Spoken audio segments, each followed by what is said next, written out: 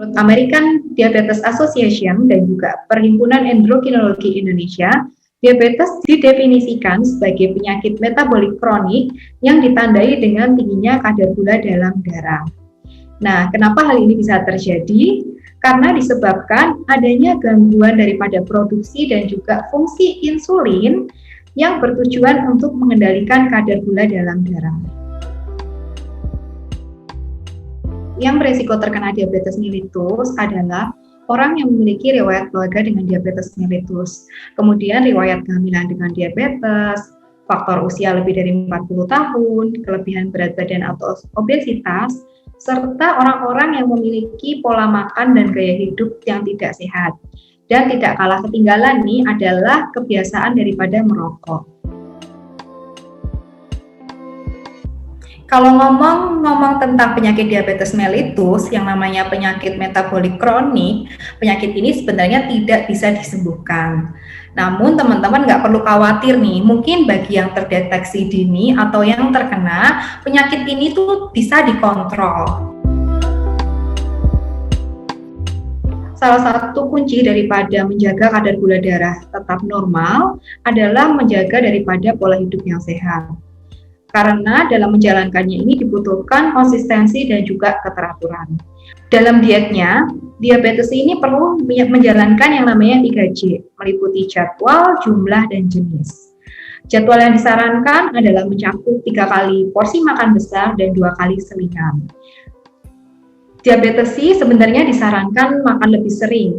Tujuannya untuk menjaga kadar gula darah. Dalam diet, diabetes perlu menjalankan yang namanya 3J, yaitu jadwal, jumlah, dan jenis. Untuk jadwal disarankan mencakup 3 kali porsi makan dan 2 kali selingan yang disesuaikan dengan kebutuhan harian. Mengenai jumlah, tentunya kebutuhan jumlah kalori per hari harus disesuaikan dengan kebutuhan kalori total harian. Untuk jenisnya, kalian dapat mengatur komposisi makanan meliputi setengah porsi sayur, 1/4 karbohidrat, dan 1/4 protein. Dan jangan lupa untuk membatasi konsumsi garam, gula, dan lemak.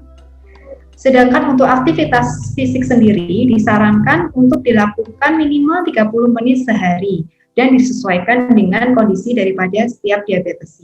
Walaupun demikian, diabetes disarankan untuk dapat melakukan low moderate activity. Menurut saya, akses layanan kesehatan bagi diabetes yang untuk dewasa itu sebenarnya sudah cukup terjangkau dan mendapat pendukungan daripada pemerintah. Walaupun demikian, tentunya upaya ini tetap harus dilakukan evaluasi dan juga dikembangkan nih sehingga dapat mencakup daripada seluruh lapisan masyarakat. Nah, kalau daripada dukungan pemerintah sendiri seperti usaha promotif dan preventif itu seperti ada kampanye cerdik, patuh kemudian Dakermas juga yang mengedukasi masyarakat untuk gerakan hidup sehat menjadi salah satu pelopor juga nih untuk merubah mindset masyarakat menurut saya. Ya, jadi kan kita tahu akses layanan itu nggak melulu medikamentosa tetap perlu namanya ada edukasi dan juga penanggulangan pencegahan supaya nggak terjadi yang lebih buruknya. Nah, kemudian setahu saya seperti akses layanan untuk obat-obatan pun itu juga hampir tercover oleh BPJS nih untuk obat-obat lini pertama terutama untuk obat oral antidiabetes maupun obat suntik itu sebenarnya sudah tercover. Nah, kesulitannya menurut saya adalah kemauan daripada masyarakat untuk memanfaatkan layanan tersebut dan mencari tahu nih bagaimana sih cara mendapatkan layanan yang tepat. Kalau menurut saya seperti itu kalau untuk yang dewasa. Tapi berbeda dengan diabetes yang diderita oleh anak-anak nih.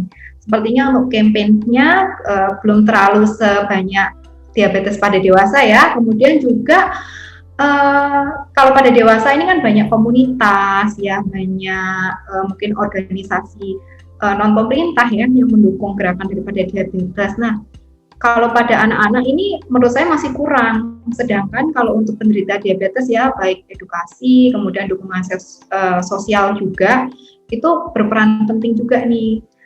Nah, biasanya selain itu pengetahuan daripada orang tua terhadap kondisi anak-anak ini juga kurang.